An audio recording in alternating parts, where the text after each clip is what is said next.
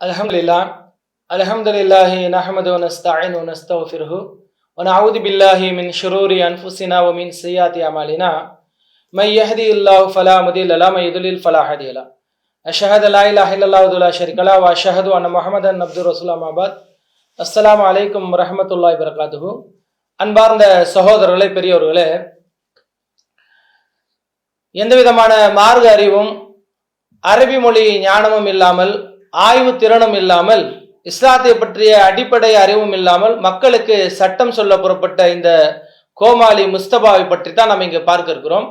ஏன்னா அவன் கடந்த வாரங்கள்ல அறிஞர் பிஜே மீது அபாண்ட குற்றச்சாட்டு மட்டும் வைத்திருக்கிறான்.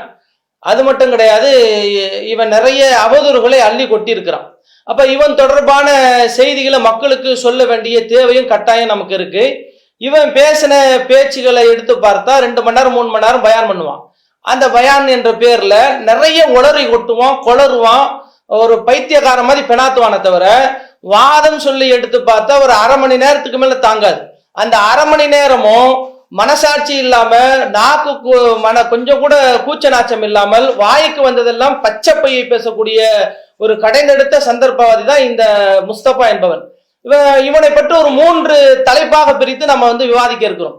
முதல்ல இவனுக்கு மொழி அறிவு இருக்கா, இந்த முஸ்தபா என்பவனுக்கு அரபி மொழி ஞானம் இருக்கா, அரபி மொழி அறிவு இருக்கிறதா என்பது ஒன்று. அடுத்ததாக அறிஞர் பிஜே மீது அவன் ஏகப்பட்ட குற்றச்சாட்டுகளை வைத்திருக்கிறான். அந்த கூகுள் சம்பந்தமான குற்றச்சாட்டுகள், அந்த தீபாவளி யாரு கொண்டாடுனா அதை இவரா இட்டு கட்டி சொல்றாரு என்ற ஒரு வகையான குற்றச்சாட்டுகள். அது மட்டும் இல்லாம பிஜேக்கு அரபி தெரியாது என்ற ஒரு மகா பெரிய குண்டை தூக்கி போட்டிருக்கிறான். பிஜே மீது வைக்கப்பட்ட குற்றச்சாட்டு. அடுத்ததாக ஜும்மா தொடர்பான சட்ட திட்டங்கள் என்ன, இது 3 தலைப்பின் கீழே ஒரு கிளிப்பிங்காக உங்களுக்கு பிரித்து நீங்க விளங்குவதற்காக வேண்டி அவனை மாதிரி இப்படி மொத்தமா உணர மாட்டான். நம்ம நீங்க புரிந்து கொள்ளும் வகையில எளிமையான முறையில அவன் அவன் வாந்தி எடுத்த அந்த வாதத்துல இருந்து அதை நம்ம எடுத்து போட்டு நிரூபிப்போம். முதல்ல நம்ம இப்ப எடுத்துக்கொள்வது என்னன்னா, முஸ்தபா என்பவனுக்கு அரபி மொழி ஞானம் இருக்கிறதா, அரபி மொழி புலமை இருக்கிறதா, அரபி மொழி அவனுக்கு ஹரக்கத் இல்லாமல் வாசிக்க தெரியுமா என்பதைத்தான் நம்ம ஒரு முதல் வாதமா எடுத்திருக்கிறோம். ஃபர்ஸ்ட் நீங்க அந்த கிளிப்பிங்க கேளுங்க, அதுக்கு பிறகு நம்ம பதில் சொல்லுவோம். தெளிவாக அந்த சகோதரத்தை நீங்க எடுத்து சொல்லி இது ஒரு மிகப்பெரிய ஒரு பிதாயத்தா கொண்டே விட்டுரும். தமிழ் மொழிபெயர்ப்பை படிச்சுக்கிட்டு சட்டம் எடுக்க கூடாது, அப்ப ஆங்கில மொழிபெயர்ப்புல ஆஃப்டர்நூன் இருக்குது, அப்ப ஆங்கிலேயன் அப்படி மொழிபெயர்த்து எடுத்துக்கலாமா?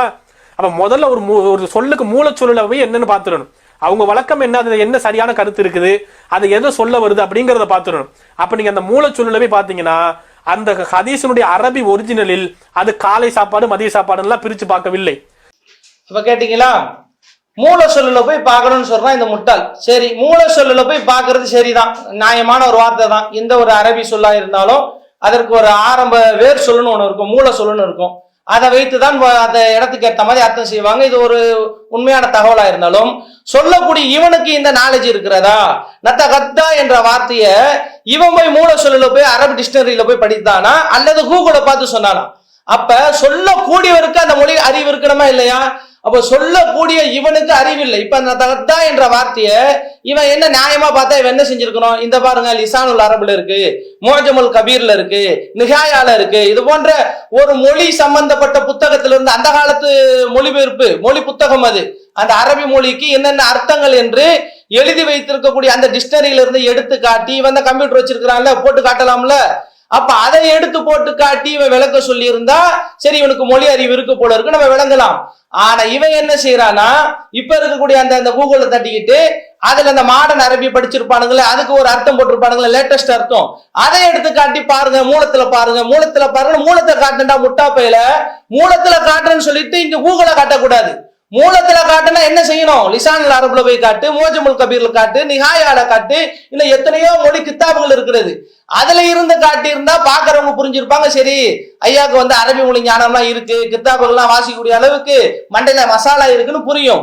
ஆனா மூல மொழியில பாக்கணும்னு சொல்லி இந்த முட்டாப்பா என்ன செய்யறான்னா கூகுளை கொண்டு போய் காட்டுறான். இதுல இருந்தே உங்களுக்கு தெரியும் இவனுக்கு அரபி மொழி தெரியாது என்பது இது ஒரு சான்று. அடுத்த கிளிப்பிங்க பாருங்க. ஆங்கில மொழிபெயர்ப்பு சரியா இருக்குது, ஆஃப்டர்நூன் நேப்னு வந்திருக்குது. ஆனா தமிழ்ல மொழிபெயர்த்தவர்கள் முற்பகல்னு மொழிபெயர்த்து வச்சிருக்காங்க. மொழிபெயர்ப்பு பிழை. தமிழ்ல மொழிபெயர்ப்பவர்கள் அப்படியே துல்லியமா பண்ண முடியாது, சில குறைகள் மனித தவறுகள் வரத்தான் செய்யும். பகல்ங்கிற இடத்துல முற்பகல்னு போட்டிருக்கலாம், அது மனுஷ தவறு. அப்படி தவறான மொழிபெயர்ப்பை வச்சு சட்டம் எடுத்தீங்கன்னா வாழ்க்கையே தவறா போயிருமே. இந்த இரண்டாவது கிளிப் கேட்டீங்கன்னா இதுல அவர் தெளிவா என்ன சொல்றாரு அப்படின்னா, அரபுல இருந்து தமிழ்ல மொழியாக்கம் செய்தவர்கள் தவறாக மொழியாக்கம் செஞ்சுட்டாங்க, ஆங்கிலத்துல சரியா இருக்கு, அதாவது பகல்னு போடுறதுக்கு பதிலாக முற்பகல்னு போட்டாங்க. தொடர்ந்து இவர் எதை நிரூபிக்கிட்டே வர்றாரு அப்படின்னா, தன்னை ஒரு அறிஞராக அரபு இலக்கணத்தில் கை தேர்ந்தவர் என்று நிரூபிக்க வர்றாரு. இவர் இதை செய்யக்கூடிய நேரத்துல யாருக்கு குற்றம் சொல்றாரு அப்படின்னா, ரஹ்மத் ட்ரஸ்ட்ல இருந்து செய்யக்கூடிய மிகப்பெரிய ஆலிம்கள் தான் அதை செஞ்சிருக்கிறாங்க. அரபு இலக்கணத்துல மிகப்பெரிய ஞானம் உள்ளவர்கள் அதை செஞ்சிருக்கிறாங்க. அதுல கூடுதலா சொல்றாரு, மனிதன்ற அடிப்படையில குற்றம் வந்திருக்கு. மனிதன்ற அடிப்படையில குற்றம் வந்திருந்தால் அதை நம்மளை ஏத்துக்கிறோம். எல்லாருக்கும் மனிதன்ற அடிப்படையில குற்றம் வரும். நம்ம ஒரு பேச்சு பேசும்போது சில வார்த்தைகளே சில நேரங்கள்ல தவறுதலாக விட முடியும். ஏன்னா அது மனிதன்ற அடிப்படையில குற்றமா வரும். ஆனா இவர் என்னன்னா இந்த பாயிண்ட எடுத்து வச்சு பேசணும்னு வந்திருக்கிறாரு. இதை குற்றம்னு நிரூபிக்கணும்.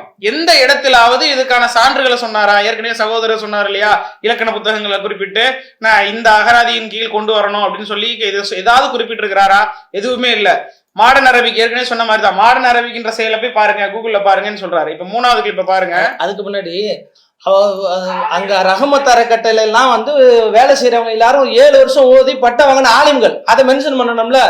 7 வருஷம் ஓதி பட்டா வாங்கினவங்க, முறைப்படி ஓதுனவங்க, அவங்கள வைத்துதான் ரஹமத் அறக்கட்டளை வந்து மொழிபெயர்க்கிறாங்களே தவிர, ஒன்ன மாதிரி ரோட்ல போறவன் அரபி அலிபத்தை ஓத தெரியாதவங்க அங்க வந்து வாசல்ல கேட்டுக்குள்ள கூட விட மாட்டாங்க.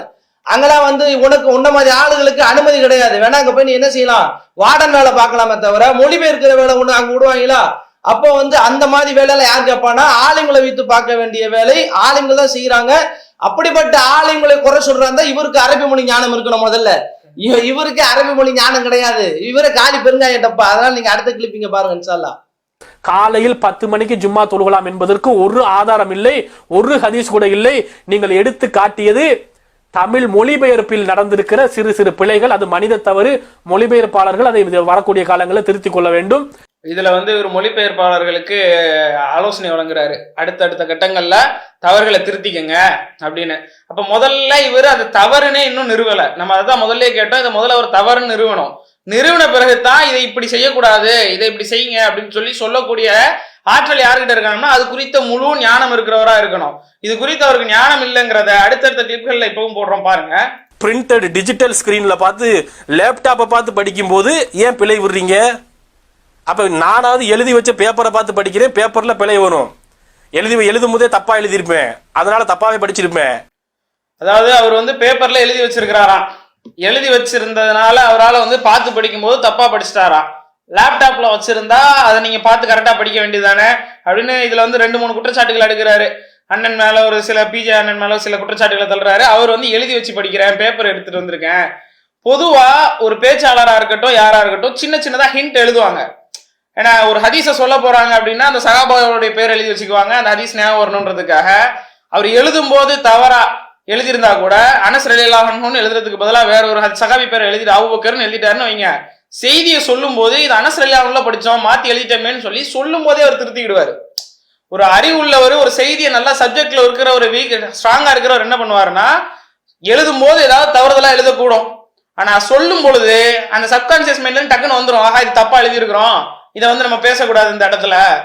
அந்த அளவுக்கு கூட அறிவில்லாத ஒரு மனுஷனா இருக்கிறது அவரே வெளிப்படுத்துறாரு. ஏன் நான் என்ன கேட்கிறேன், அவருக்கு வந்து இப்போ அந்த பேப்பர் எழுதிட்டு வருது, அவருக்கு தப்பு என்னால பார்த்து படிக்க முடியல, ஒரு சிலேட்ல எழுதிட்டு வா, இல்ல ஒரு போர்ட்ல எழுதி போட்டு எழுது, இல்ல கண்ணு தெரியலன்னா கண்ணாடி புட்டி கண்ணாடி போட்டு எழுது. ஓ மேல பிள்ளைய வச்சுக்கிட்டு அதை நியாயப்படுத்துறான் பாருங்களேன். இவர் வந்து அரபி அரக்கத்து இல்லாம எழுதுவாராம். எப்படி பச்சை போய் சொல்றான் பாருங்க. இவனுக்கு வாசிக்கவே தெரியாது, வாசிக்க தெரியாது, தனக்கு சாதகமா மாத்திரானா இவன் எவ்வளவு பெரிய மோசடிக்காரனா இருப்பா பாருங்க. துண்டு சீட்டை எழுதிட்டு வந்தாரா சின்ன சின்னதா, ஏன் சின்ன சின்னதா எழுதுற நாங்க கேட்கிறோம். மொழி அறிவு உள்ளவன் தப்பா வந்து எழுதுனா கூட கரெக்டா படிப்பான். ஒரு ஆலிம் இருக்கிறாருன்னா அவர் சின்ன சின்னதா எழுதிட்டு வந்தாலும் அவருக்கு அந்த இல்மு இருக்கனால கரெக்டா படிப்பாரு. நீ நான் மத்தவங்க பார்த்தா படிக்கிற, இப்ப நான் எழுதி கொடுக்குறேன் உனக்கு, நீ படிப்பான்னா நீ தப்பா படிக்கலாம். ஏன்னா உனக்கு வந்து நான் எழுதுன கையெழுத்து உனக்கு புரியாது, இது நீ தான்டா எழுதுன, நீ எழுதுன உனக்கு படிக்க வரலன்னா உனக்கு படிக்க தெரியாதுன்றத ஒத்துக்க. சின்ன ஆ போட்டாலும் படிக்க தெரியாது, அதுக்கு பெரிய ஒரு ஆ எழுதினாலும் படிக்க தெரியாது, அதுக்கு பெருசா எழுதினாலும் படிக்க தெரியாது. ஏன்னா உனக்கு படிக்க தெரியாது என்பதை நீ மறைப்பதற்காக வேண்டி எப்படி எப்படிலாம் பில்டப் கொடுக்குறான் பாருங்க. ஒன்னும் சரக்கு கிடையாது, சரக்கு இல்லாம வண்டியை ஓட்டுறதுக்கு இப்படி எல்லாம் சீன் போடுறான், படித்தவர்கள் மீது பழி போடுறான். அடுத்த கிளிப்பிங்க பாருங்க. இப்ப அண்ணன் நபின்னா அலிஃபு நூனு போட்டு அப்படிதான் இருக்கும், கால ரசூலுல்லாஹ்னா சின்ன ஷார்ட் ஃபார்ம்ல தான் இருக்கும்.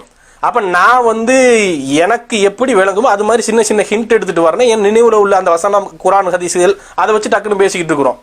அப்ப இப்படி இருக்கும்போது இதை நீங்க கேள்வி பண்றீங்க. இப்ப இந்த வீடியோ கேட்டீங்க இல்லையா, இதுல வந்து இந்த அலிஃப் நுன்னு போட்டிருப்பேன். அதாவது சின்ன சின்ன ஃபார்மேட், நம்ம ஏற்கனவே ஒரு சொன்னோம் இல்லையா, அந்த ஃபார்மேட்ல குறுகி இதுலதான் எழுதிட்டு வருவேன் அப்படின்னு சொல்லக்கூடிய வீடியோ இது. ஏன்னா இதுல வந்து அவரு நம்ம சொன்ன வாதத்தை அவர் வந்து மெய்ப்பிக்கிறாரு. அதாவது எப்படின்னா சின்ன சின்னதா ஷார்ட்டா எழுதிட்டு வருவோன்னு. இப்ப இவர் வந்து ஆலிம்கள் வந்து எப்படி மொழிபெயர்த்து இருக்கிறாங்கன்னு சொல்லிட்டு வரும்போது ஒரு வீடியோ இப்ப போடுறேன், இதை கேளுங்க. குழப்பங்கள் உண்டாகிடும் சகோதரர்களே. எந்த ஒரு ஹதீஸ்ல நீங்க வந்து ஒரு புதுசா ஒரு சட்டத்தை எடுக்கிற ஒரு விஷயத்தை நீங்க ஆய்வு பண்றீங்கன்னா ஒன்றுக்கு பல முறை, ஒன்றுக்கு பல மொழிபெயர்ப்புகளை பாருங்க. உங்களுக்கு அரபி தெரியாவிட்டால் இல்ல உங்களுக்கு அரபு தெரிந்த தாயிக்கள், இமாம்கள், ஆலிம்கள் இடத்துல கேட்டு ஒரு விஷயத்தை நீங்க அப்படி சிந்திச்சு முடிவெடுங்க. எடுத்தோம் கௌத்தோம் நீங்க முடிவெடுத்து பிதகத்துகளை உண்டாக்கிடக்கூடாது. கேட்டீங்களா? இதுல என்ன சொல்றாருன்னா, குழப்பங்கள் உண்டாயிரும் சகோதரர்களே. எதுக்காக குழப்பம் உண்டாயிருமா? அந்த செய்தியை வந்து தெரியாம மொழியாக்கத்துல இருந்து சட்டம் எடுத்தோம்னா குழப்பங்கள் உண்டாயிடும். சரி, குழப்பம் உண்டாயிருந்தா இல்லைன்னு மறுக்கல. அடுத்து ஒண்ணு சொல்றாரு பாருங்க, நல்லா தெரிந்த ஆலிம்கள் இடத்துல செய்தியை கேளுங்க அப்படிங்கிறாரு. இவர் எந்த ஆலிம்கிட்ட கேட்டு வந்தாருன்னு தெரியல. ஏன்னா அரபு படிக்கிறதுலயே வந்து எவ்வளவு விஷயம் பண்றாருன்னு சொல்லிட்டு இன்ஷால்லா வரக்கூடிய விஷயங்கள்ல பார்ப்போம். இப்ப இவர் என்ன செய்யறாரு, ஆலிம்கள்ட்ட கேளுங்க அப்படிங்கிறாரு. இவர் தான் ஆலிம்கள் செய்த மொழிபெயர்ப்பதான் குற்றமே சொல்லிட்டு இருக்கிறாரு. இப்ப இவர் நம்ம என்னன்னு சொல்றதுன்னு, இப்ப இவருடைய நிலை எப்படி இருக்கு? இப்ப அடுத்த செய்திகளை பாருங்க. பார்த்து நானாவது ஹேண்ட் ரிட்டன்ல நான் எழுதிட்டு வரது இப்படி எழுதிட்டு வரேன். பேப்பர்ல, துண்டு பேப்பர்ல நான் என் ஹேண்ட் ரிட்டன்ல எழுதிட்டு வந்து அதை பார்த்து தான் பேப்பர் பார்த்து படிச்சுட்டு இருக்கிற ஆளு. அதுல சேரு சபரு அந்த அகர இகர குறியீடுகள்லாம் அதுல இருக்காது. அதுல சேரு சபரு அந்த அகர இகர குறியீடுகள்லாம் அதுல இருக்காது. அதுல சேரு சபரு அந்த அகர இகர குறியீடுகள்லாம் அதுல இருக்காது. கேட்டீங்களா?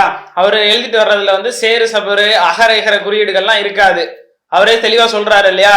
இப்ப நம்ம சகோதரர் முன்னாடியே வாதம் சொன்னாங்க. என்ன சொன்னாங்க? இவருக்கு பார்த்து படிக்கவே தெரியாது அப்படின்னு சொன்னாங்க. அந்த நிலையில தான் இப்ப நம்மளும் ஸ்டாண்ட்ல வரோம். சரி, இப்ப இவர் வந்து படிக்க தெரியுங்கிறதுக்கு இத்தனை விஷயங்களை சொல்றாரு இல்லையா? இப்ப இதை வந்து அவர் வந்து மெய்ப்பிச்சு காட்டணும். அவருக்கு நேரடியாகவே நம்ம ஒரு அழைப்பு விடுறோம். என்ன மாதிரி? அவரு சேரு சபர் இல்லாம முழுசா ஒரு பத்தி, பேரான்னு சொல்லுவாங்க. தமிழ்ல சொன்னா பத்தி, இங்கிலீஷ்ல சொன்னா பேராகிராஃப். புரியுது இல்லையா உங்களுக்கு? அந்த பேராகிராஃப் ஒரு முழு அரபு பேராகிராஃப இவர் சேரு சபர் இல்லாம படிச்சு காட்டணும். நமக்கு முன்னிலையில இதை செய்யணும். இப்ப நம்ம விவாத அழைப்பு மாதிரி வாட்சி காட்ட சொல்லி அழைப்பு கொடுத்தோம் அப்படின்னா, என்னால இங்க இருந்து வெளிநாட்டுல இருந்து வர முடியாது, கொரோனா டைம் அப்படி இப்படின்னு 1008 கதை சொல்றதுக்கு வழி இருக்கு. இப்ப கூகுள் ஆலிம்சாக்கு கூகுள்ல இருக்கிற ஆப் தெரியாம போயிருக்காது. இப்ப கூகுள் ஆலிம்சா என்ன செய்யணும்னா கூகுள் டியோ டவுன்லோட் பண்ணிக்கிட்டோம். ஏன்னா எல்லாரும் வீடியோ கால்ல வருவோம். நம்ம அவருக்கு இங்க ஒரு பத்தி காட்டுறோம், ஒரு போர்ட்லயோ ஒரு ஸ்கிரீன்லயோ அவருக்கு சேர் சபர் இல்லாம ஒரு பேராகிராஃப காட்டுறோம். அவரு அந்த செய்தியை அப்படியே படிச்சு சொல்லணும்.